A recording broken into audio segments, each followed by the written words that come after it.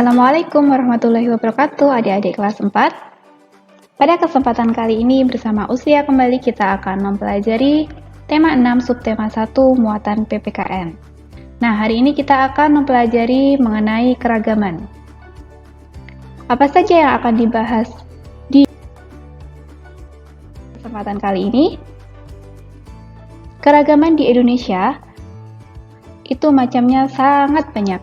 Ada ras dan gender, ada agama, wilayah dan lingkungan, sumber daya alam, budaya, dan pekerjaan. Kita akan membahas satu persatu keragaman yang ada di Indonesia.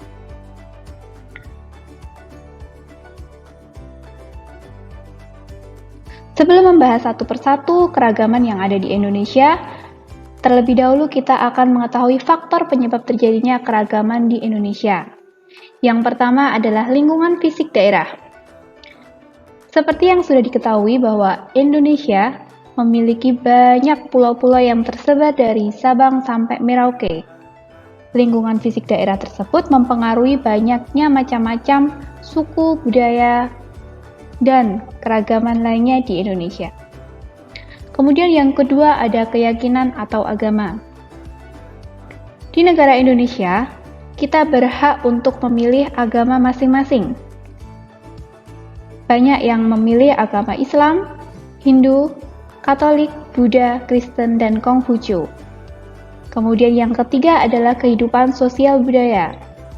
Kehidupan sosial budaya di setiap pulau, di setiap daerah tentunya berbeda-beda. Kehidupan sosial budaya di Pulau Jawa tentunya berbeda dengan di Pulau Kalimantan.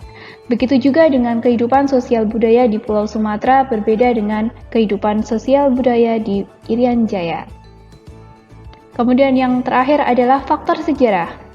Faktor sejarah juga mempengaruhi keragaman yang ada di Indonesia.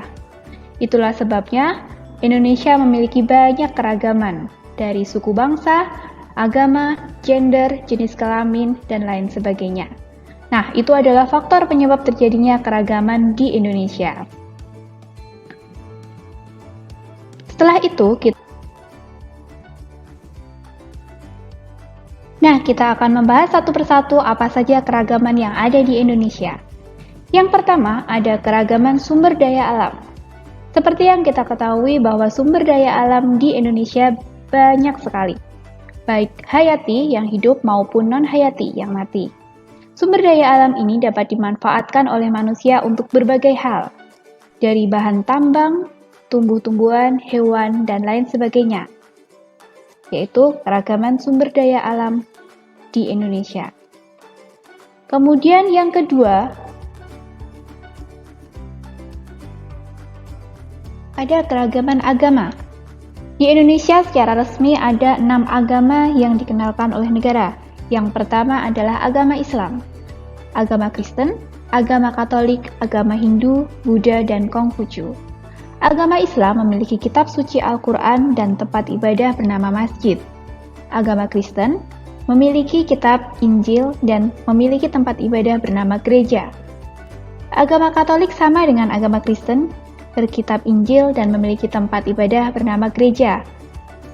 Agama Hindu, kitab sucinya adalah Tripitaka, kemudian tempat ibadahnya adalah pura. Agama Buddha memiliki kitab suci Weda dan tempat ibadah bernama Wihara. Dan yang terakhir adalah agama Konghucu memiliki kitab bernama Sisuwujing dan tempat ibadah bernama Klenteng. Itu adalah keragaman agama yang ada di Indonesia.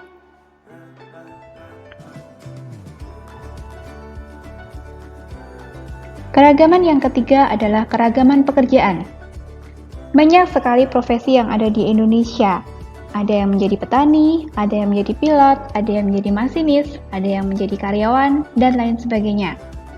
Macam-macam pekerjaan ini biasanya didasarkan dengan tempat tinggal mereka. Penduduk yang bertempat tinggal di pegunungan, maka mayoritasnya akan menjadi petani.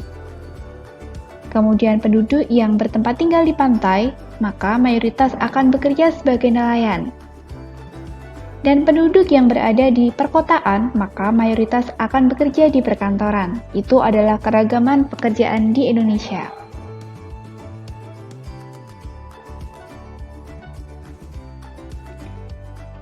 Kemudian yang nomor 4 adalah keragaman fisik, ras, dan budaya. Di dunia ini, banyak sekali keragaman budaya, keragaman fisik, dan ras. Kita mulai dari fisik terlebih dahulu. Di setiap negara memiliki ciri khas tertentu. Ada yang memiliki rambut keriting, ada yang memiliki rambut lurus, kemudian ada yang memiliki rambut pendek dan rambut panjang. Ada yang menjadi laki-laki dan ada yang menjadi perempuan. Itu adalah keragaman fisik, ada yang tinggi dan ada yang pendek. Kemudian budaya pun sama, setiap negara, setiap daerah memiliki budaya masing-masing. Seperti di Indonesia, di Jawa, kemudian dibandingkan dengan di Kalimantan, maka kebudayaannya akan berbeda. Begitu pula di Pulau Sumatera dengan Pulau Irian Jaya itu memiliki kebudayaan yang berbeda-beda.